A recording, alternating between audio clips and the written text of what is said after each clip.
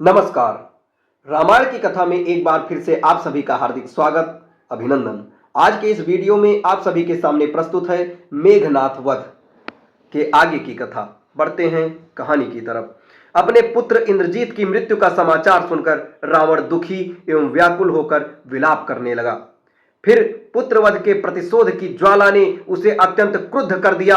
वह राक्षसों को एकत्रित कर कर बोला, हे निशाचरों, मैंने घोर तपस्या करके ब्रह्मा जी से अद्भुत कवच प्राप्त किया है। उसके कारण मुझे कभी कोई देवता या राक्षस पराजित नहीं कर सकता। देवासुर संग्राम में प्रसन्न होकर ब्रह्मा जी ने मुझे बाण सहित विशाल धनुष भी दिया। आज मैं उसी धनुष से राम लक्ष्मण का वध करूंगा। मेरे पुत्र मेघनाथ ने वानरों को भ्रम में डालने के लिए माया की सीता बनाकर उसका वध किया था, परंतु मैं आज वास्तव में सीता का वध करके उस झूठे को सत्य कर दिखाऊंगा।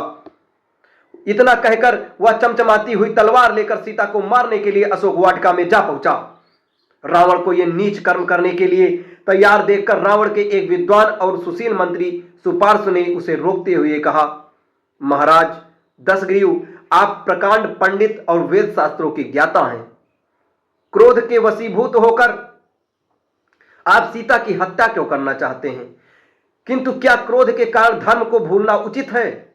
आप सदैव धैर्य पूर्वक कर्तव्य का पालन करते आए हैं, इसलिए अनुचित कार्य न करें और हमारे साथ चलकर रणभूमि में राम पर अब इतना क्रोध उतारें।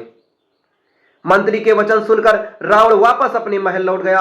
वहां मंत्रियों के साथ आगे की योजना पर विचार करने लगा। फिर बोला, कल हमको पूरी शक्ति से राम पर आक्रमण कर देना चाहिए। रावण की आज्ञा पाकर दूसरे दिन प्रातःकाल लंका के वीर राक्षस नाना प्रकार के अस्त्र शस्त्रों से सुसज्जित होकर वानर सेनाओं से जा भिड़े। परिणाम यह हुआ कि दोनों ओर के वीर द्वारा किए गए आक्रमण और प्रति आक्रमण से समरभूमि में रक्त की धारा बह चली, जो मृत शरीर को लकड़ी की तरह बहा रही थी।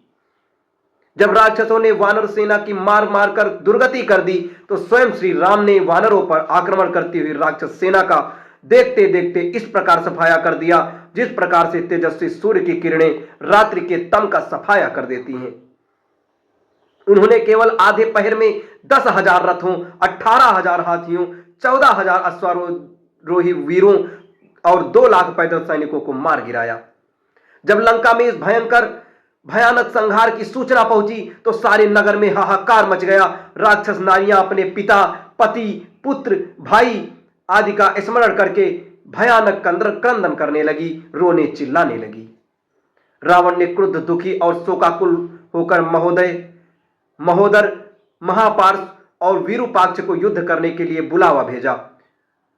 उनके आने पर वह स्वयं भी करोड़ों सूर्यों के समान दीप्तिमान तथा 8 घोड़ों से सुसज्जित रथ पर बैठकर उन्हें साथ ले युद्ध को चल दिया।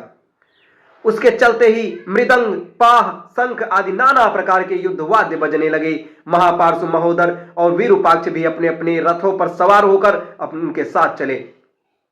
उस समय सूर्य की प्रभा फीकी पड़ गई थी, सब दिशाओं में अंधेरा छा गया था। भयंकर पक्षी अशुभ बोली बोलने लगे थे।